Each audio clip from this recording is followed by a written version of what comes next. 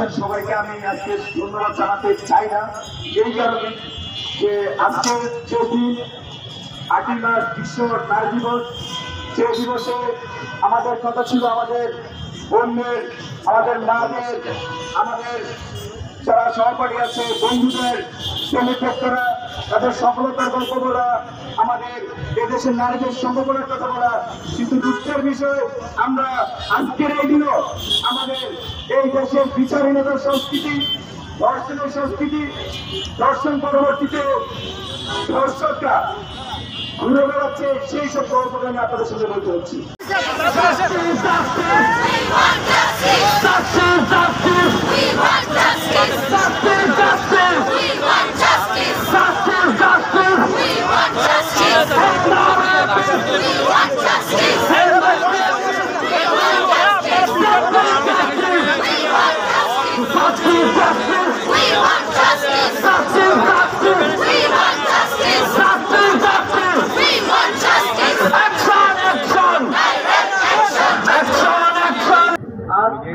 নারী দিবস, যে দিনে আমাদের কথা ছিল আমরা জুলাই মাসে, জুলাইয়ের আগে যে সকল নারীরা আমাদের রাজনৈতিক পথ পরিবর্তনে অসীম সাহসী ভূমিকা রেখেছেন, সেই সকল নারীদেরকে নিয়ে সেলিব্রেট করবো।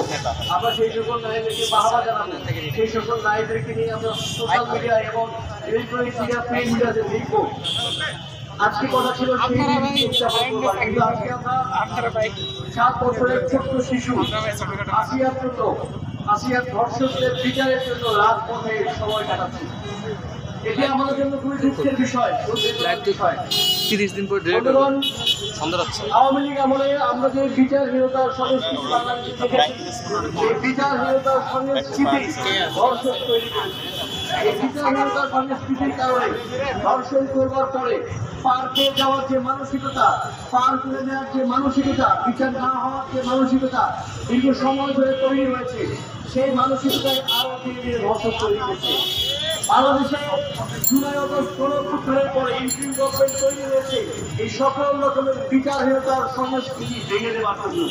আমরা বুকের তলা রক্ত দিয়ে 2000 শহীদ বীরদের জীবন দিয়ে 30,000 আহত বীরদের অঙ্গহানি করে এই বাংলাদেশকে ফেসিবাদের হাত থেকে মুক্ত করেছিল। এই জন্যই যে আমাদের যেই সকল নারীরা জুলাই গণঅভ্যুত্থানে অসীম সাহসী ভূমিকা রেখেছিল, তারা নিরাপদে রাস্তায় চলাচল করবে।